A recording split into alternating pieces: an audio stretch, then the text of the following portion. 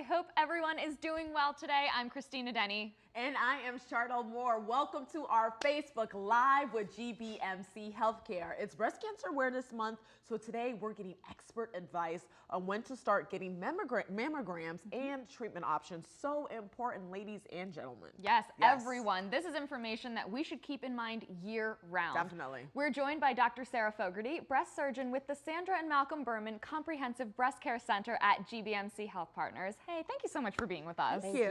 Thank you We both. love the Such an pink, important perfect topic. time. Yeah, I know. Thank you. So, doctor, how early should we start getting mammograms? So it's a very more complicated question than it used to be. I The see. standard used to be 40 for every patient every year. And really screening has become more tailored depending on patients' risks.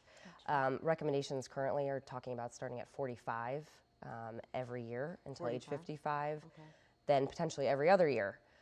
A lot of patients I see have a lot of risk factors like family history, and so a lot of the patients that we see in our center do start at 40. Some people with really extensive family histories of patients that had family members that were diagnosed really young, maybe even start earlier than that. And also patients that have genetic mutations, they also may need to start screening earlier. So it's really a lot more individualized than it used to be. There's not just really a blanket statement anymore saying 40 every year. It's complicated for primary care doctors and OBGYNs, and sometimes patients with more of a significant history come and see us, and so we can go over their screening recommendations and make sort of a better plan for that patient. Because you hear those stories like women in their late 20s and early 30s getting breast cancer. Yes, yeah, and that's always a concern. Of course, patients get very nervous about that. I feel like with just social media in general, people see a lot more terrible stories all the time, and it's extremely rare. So it's rare? Yeah, okay. for That's good patients to know. be that young. But we definitely want to take into account whatever risk factors they have to determine what screening they need and when. Of course. So say we've gotten our mammogram and unfortunately it's abnormal. What are the steps that kind of happen after that? Sure. So depending on the abnormality, usually what they do is we have a very close working relationship with advanced radiology. If they have an abnormal mammogram, they get called back. So you get these callback notifications, usually in the mail. You get your report saying they saw something and you need to get more images done. Depending on what they saw, depends on what images you need. Do you need extra mammograms? Do you need ultrasound? And based on what those show, then they can determine if you need a biopsy or not.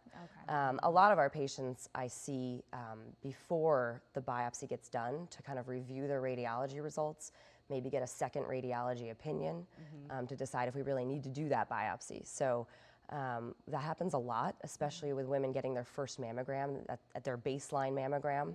You have nothing to compare to. So there can be abnormalities that maybe just be that's your normal, but we don't know yet. And so they get called back. Sometimes patients are recommended for a short-term follow-up where they have an image recommended to be done again in 6 months instead of waiting a full year for their mammogram. So in 6 months, they may need to come back for a repeat ultrasound or repeat single-sided mammogram to determine if anything's changed or if anything looks more suspicious that would warrant a biopsy. So that does happen. I see a lot of my patients are 39, 40, 41, have just gotten their first mammogram, and they got called back, and they're very upset. Of course, it's super stressful. They don't know what to expect, and so I'll go over that image with them, and a lot of times it's absolutely nothing. They just need to get a couple extra pictures, and then they can go on to either a 6-month image or just back to 1 year, depending on what they see. Gotcha. So try not to stress too much. Exactly. Absolutely. A lot of what we do is helping patients through a very stressful potential time to make sure that everything's okay and to make sure that they're being followed. And that they're not just left like, okay, you're fine, just go back to every year. You know, a year is a long time, and so sometimes I see people every 6 months until their imaging is stable for a certain period of time, or we do a biopsy and just confirm that it's nothing. Yeah, very important. Yeah. Well, we do have a question right now from Mary. Mary said, what are some common warning signs of breast cancer?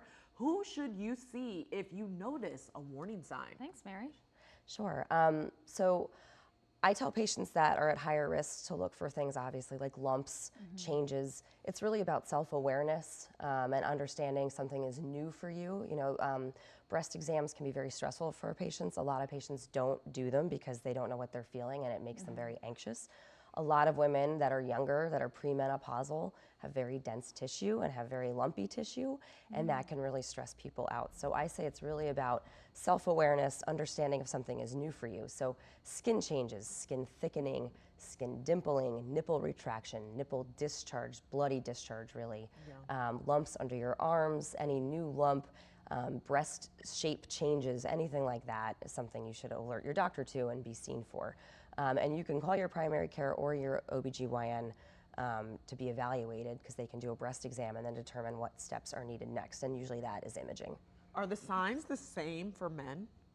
So I've had a few male breast cancer patients recently, and yeah, one of them, their wife noticed that there was a change and that they had a lump. So yes, they can be absolutely the same.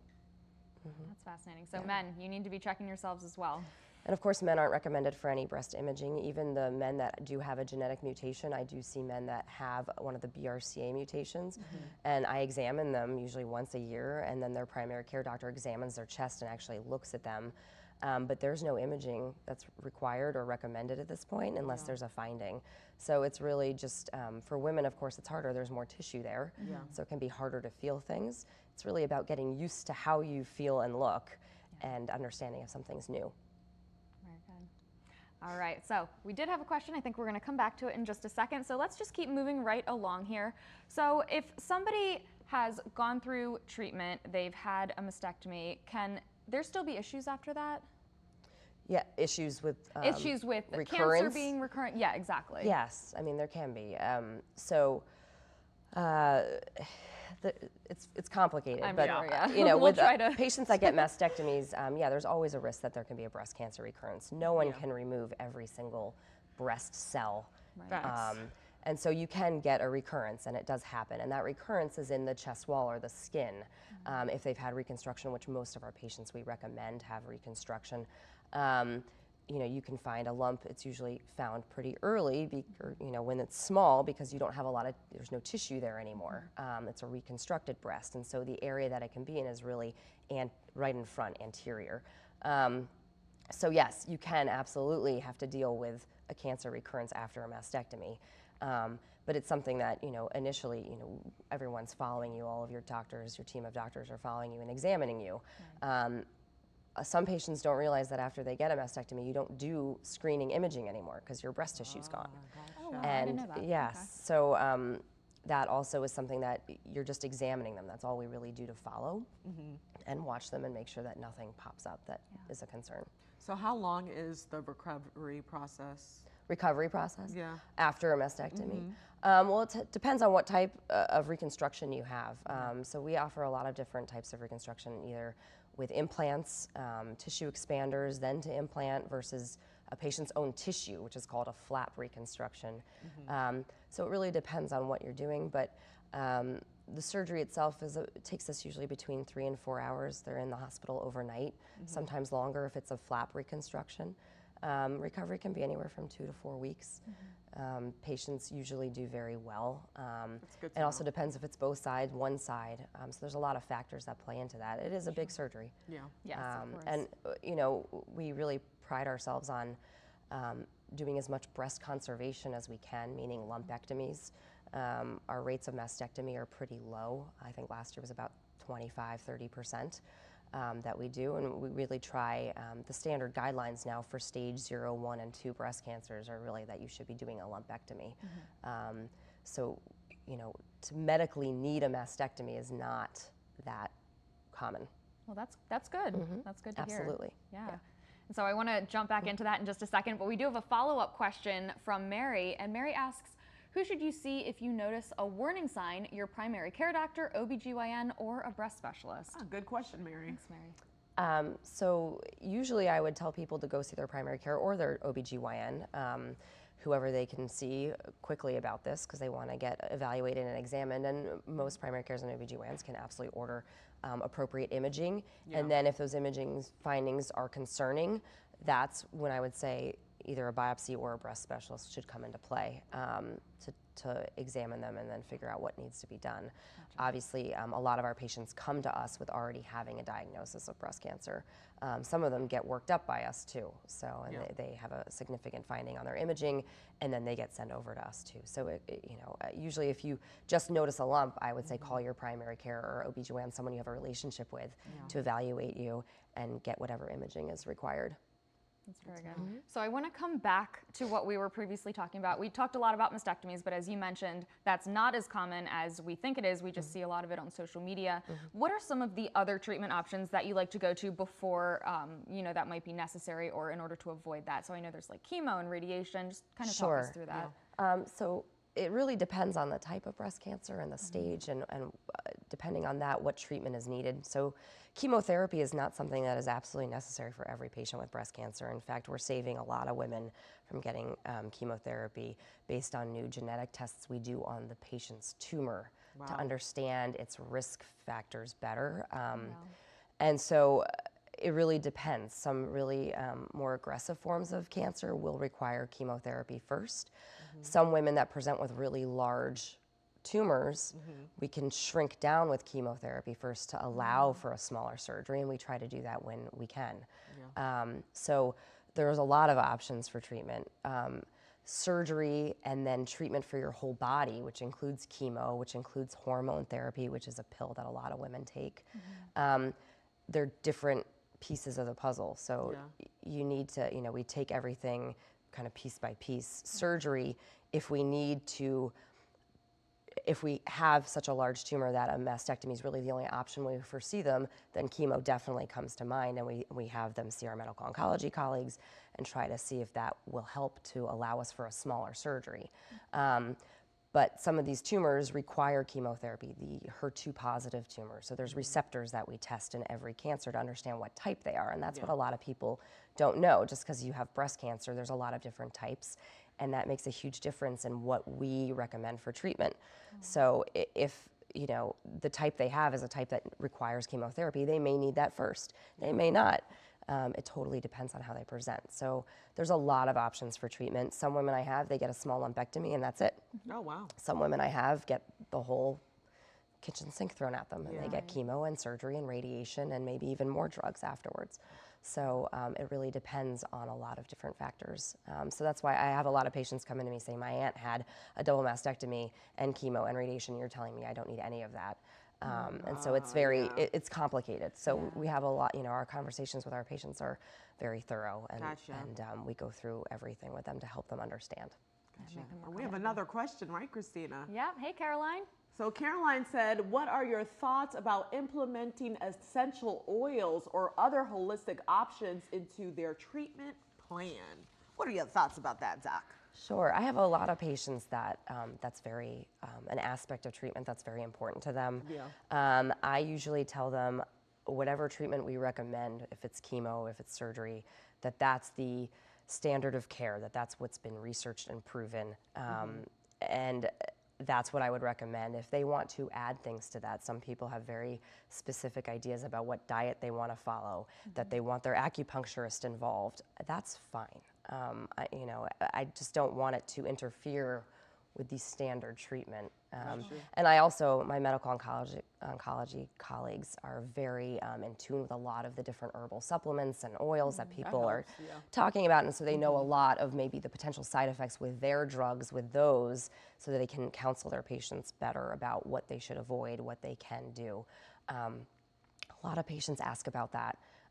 And it's something that,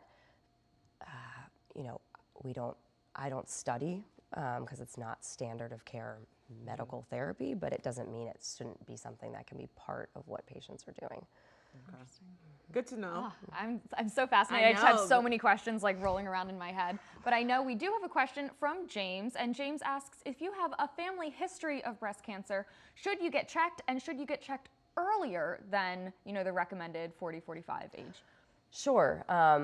and especially for, it depends on the family history and how many people, most people I see have some family member that had breast cancer at some point. So the red flags for, it being a genetic predisposition is multiple family members with premenopausal or early age breast cancers, and ovarian cancers, of course. Those are the big red flags for us for the BRCA mutations, which everyone talks about, which really aren't that common.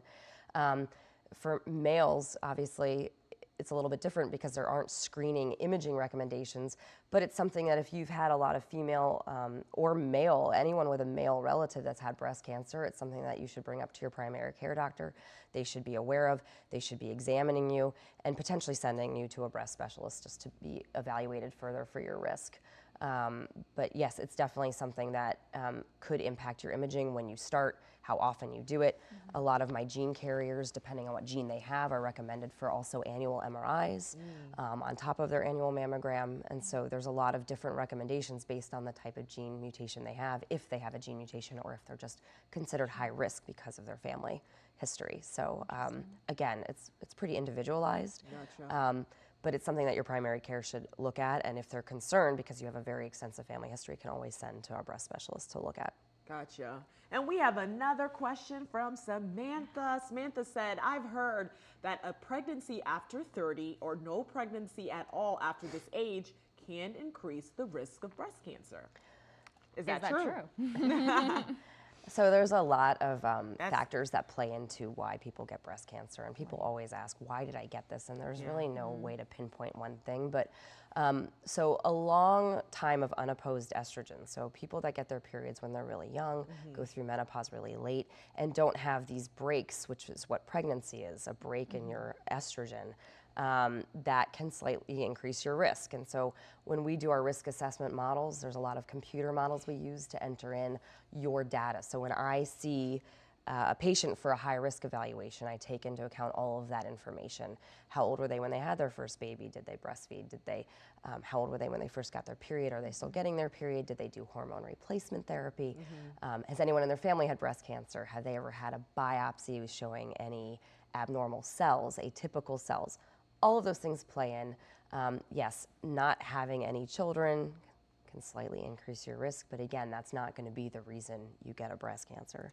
I think people get really set, I did this, I should never have done that. It probably didn't matter. Gotcha. But it's, it's a piece of the puzzle, again, why this happened. How about birth control? Yeah, since we're talking about hormones. Yeah. So they came out with a study recently showing that birth control did slightly increase your risk of breast cancer, but when I talked to patients about it, I had a lot of patients that immediately came to see us about it.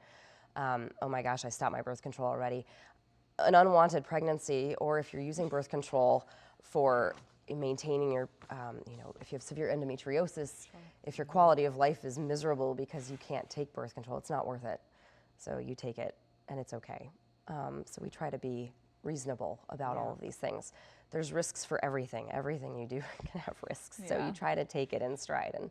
And birth control, yes, so a slight increased risk. Also protective for ovarian cancer.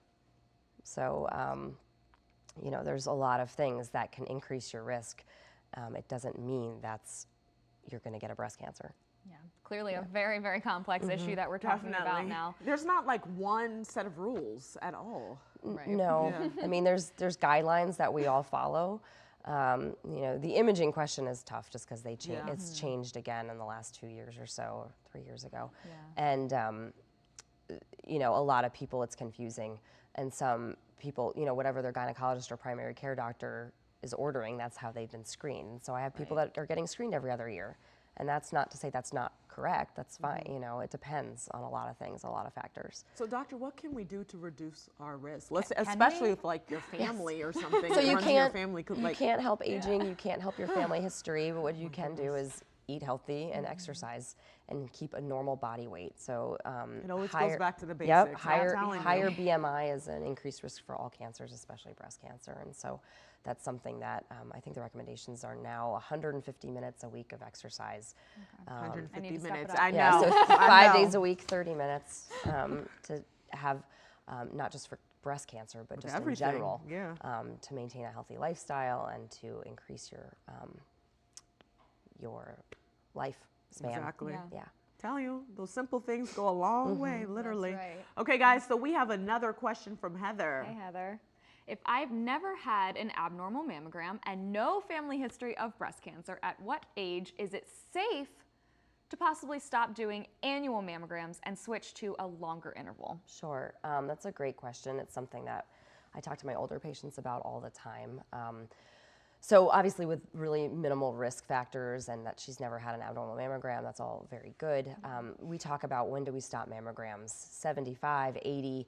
Most of the time in our center we recommend 80, but there are recommendations saying if you have at least a 10-year lifespan ahead of you, you should continue to get mammogram screening. Even my cancer patients that are 75 that have just been diagnosed, I usually will say we're not going to do imaging much past 80. So it really, again, it depends. Some women who are in their 50s and 60s, I wouldn't stop screening. Can it be every other year? I mean, that's the recommendation now at age 55, you can go to every other year. But again, that also depends on how, what does your mammogram look like? Are you have really dense tissue? Does it make it really hard to screen? Should you be getting 3D mammograms, which most people are at this point? So there's a lot of issues still. It's something that you can talk to your gynecologist about. You can also see a breast specialist about to go over it in more detail. That's great. So I'm going to switch gears a little bit here, and you very, very briefly touched on this, but what about women who have breast implants, or maybe they're thinking about getting them? Does that change the risk? How do they go about mammograms differently? How does it affect it overall? Sure. So women that have implants do end up getting extra pictures done with their mammogram. So the normal for women that get mammograms every year, you get 2 pictures done on each breast. They compress you like this, and then they compress you side to side. And so when you have implants in, what they do is they actually do 2 extra pictures per breast where they push the implants back to get a better view of the breast tissue in front of the implant. Yeah. So the mammogram screening is a little bit different. I have a lot of patients with implants for all sorts of reasons, not because they had breast cancer or needed a mastectomy, but just for augmentation. It's very common. We screen them just as effectively. And 3D, again, if they're younger, it's important to have that done. Good to know. Good to know, yeah. We have another question, this time from Courtney. What's her question? Courtney. What are the nuances to mammogram screenings? I heard they're less painful now. Oh, I hope so. Thanks, Court. Uh-oh. I don't know about that. Oh, darn, got my hopes up. So, I mean, you get compressed, and the reason they compress you is they're trying to thin that tissue out. And so even women that get these callback images like I talked about, sometimes you have to get compressed even more and harder between plates. So what is it like? Is it just... It's Yeah, two 'cause I plates, haven't had and it it yet. pushes you down. Right, So you like get all the this kind of tissue on the action. plate. Yeah, when they go this way, and then they go this way. Okay. I don't know about these softer cup. I haven't seen them myself. Advanced radiology does not have those at this point. I don't know any data on them, so I don't want to speak about it at all. Yeah. But So it is painful. well, it's not. No, it's not. It's bearable. Absolutely. I mean, a Okay. lot of women say it's no big deal. Some Yeah. women say it's uncomfortable. Yeah. You know, it's not. It's not excruciating pain. Yeah. Right. I mean, Most It is women what get it them, and it is. is what it is. It's Yeah. not that bad. But yes, We gotta it's do not it. comfortable. You Yeah. get squished. Yeah. But Hopefully they warm it up for you, so it's not just cold metal.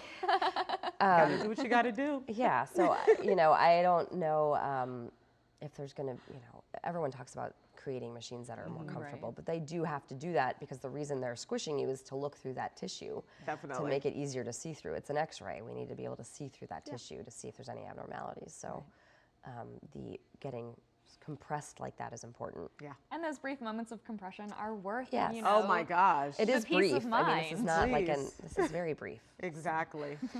Okay, we have another question from Shelly. She said, what age should we start self-exams and how often? I know they are incredibly important. You're right, Shelley.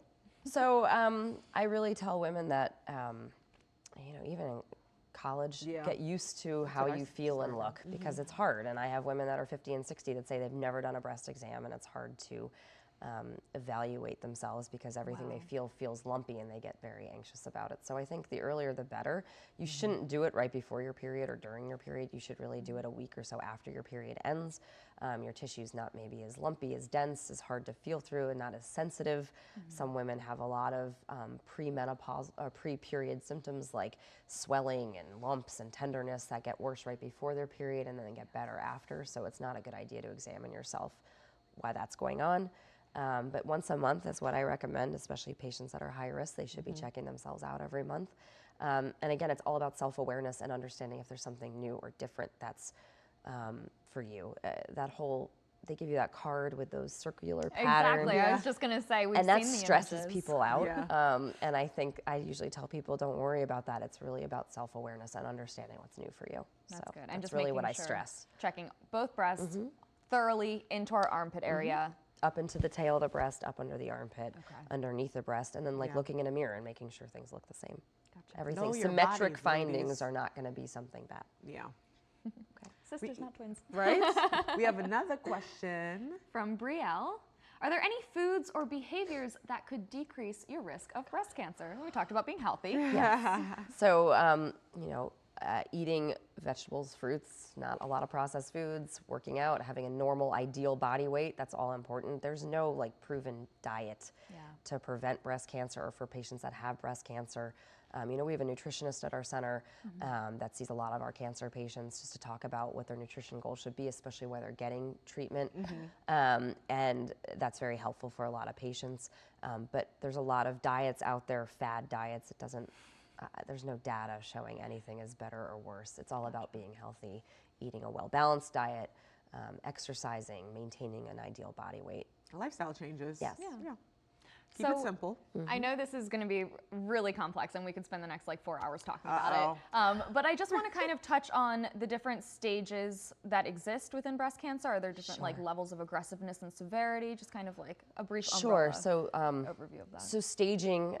So there's stage 0 in situ cancers, which is very complicated and a whole new. There's a lot coming out with that we may be over-treating that. Stage 1, 2, 3, and 4. Okay. Stage 4 being that it's in other organs outside of the breast. Okay, so it's spread. Yes. Gotcha. So the majority of our cancer patients are stage 0, 1, and 2, especially that most women get screened. And so we find these cancers when they're at an earlier stage. It all depends on the biology of what the cancer cells are doing, so how they act. And our staging system actually just got completely changed in January of 2018 Oh, wow. to include that. And so it really looks at that more. So it's how I talked about briefly those receptor types. They test every new diagnosis for receptors to understand, is this an estrogen receptive kind of cancer or not? Depending on that, it can be more aggressive or not. They look at what the cells look like under the microscope, how ugly they are. Are they a higher grade? Do they look very different from your normal breast cells or not? So all of that plays into staging now. Whereas before, stage was really based on size of the tumor. So the staging system we use is a TNM staging, tumor node metastasis staging system. And that's what they use for all cancers. So yes, it's very complicated, but it really, clinically when we first see a patient, and we don't usually stage them, it really depends on their final surgical pathology to accurately stage somebody. If their nodes have disease in it, how large the tumor actually is. Imaging is very good, but it's not perfect. Right. Pathology is perfect. So that can tell us exactly what the stage is. So interesting. So yeah, depending on the stage also depends on a lot of other things about what we would do for treatment. Okay. Wow. Okay. I'm learning so much today. Right? So much information. And we have another question, guys. So, Brielle, since October is Breast Cancer Awareness Month, are there any resources or support provided for people who have been diagnosed? Absolutely. Yeah. So through GBMC, through our oncology support services, we have a ton of resources and a lot of employees that help take care of our patients. Anything you could think of, we can help with. Patients that have been diagnosed that need help with getting to their appointments, that need help getting to radiation every day, that need someone to take care of their mother because they're the ones that take care of them, that need their pets cared for, that need their house cleaned. We have resources to help patients with a lot of different aspects of their daily life that might be affected by their treatment. It's an amazing program that we have in our cancer center, and it's something that I hook people up into all the time to help them get through their treatment and make sure that they can handle their normal daily lives and tasks that they have to get through. There's a lot of support groups. There's Young Cancer Support Group, the Ullman Young Cancer Fund, someone we work with, the Red Devils, do a lot of work with them. and they help provide support to patients for all of these things that we just talked about. So yeah, oncology support is a huge part of our cancer center and help patients with all aspects of, do they just want a support group to go meet other people that are going through the same thing as them? Have they gotten through treatment but still have, you know, issues that they need to work through medically, that they are still having trouble going to work? Are they still having trouble taking care of other family members? Do they not have support at home to help them? So yeah, it's something that there's a lot of different resources. And it's not just for Breast Cancer Awareness Month, it's all the time. So it's something that we plug all of our patients into. We have behavioral health, we have a staff psychiatrist that helps us with patients that are newly diagnosed. It's a very stressful time. Yeah. Of course. We have nurse navigators in the cancer center and in the breast center that help us get patients anything they need. Just scheduling their appointments can be stressful. I'm sure. And so we have people to help with that all the time. So it's a huge dynamic that comes together for patients that are just diagnosed, and it really, we try to make this, the logistic part of this, as easy as possible, because it's extremely stressful, and just dealing with what they have to go through for treatment to get rid of this, not even thinking about all the other logistics of their lifestyle that they have to have help with. Right. So we try to provide that, and that's something that I think we do an excellent job of. And That's that's just amazing. not this month, that's all the time. Right. awesome. Really helping holistically, making sure you have that support system. no Mind, matter body, soul, what. spirit. Mhm. Yeah, very important. And we have our final statement from Shelly. Shelly says, thank you so much for the awareness. I am a 1-year cancer-free. Congrats, Woo! Shelly, and found it early from all of the awareness. That's fantastic awesome. to hear. Glad That's you're great. doing well. And that's good to know as well. So Yeah. if you're diagnosed, it's not the end of the world at Absolutely all. not. Patients do very well. Yeah. They do very well, which is part of the reason I do this. You know, it's very nice to see people back year after year, and they're doing great. That's awesome. Yeah. Fantastic. Thank you so Thanks, much, Fogarty. Doctor. Thank you. We really appreciate chatting Thank with you. We Yeah. learned It's a great lot. to be here. And thanks for sending all your questions in. We love hearing from you as well. Have a good day, guys. Bye.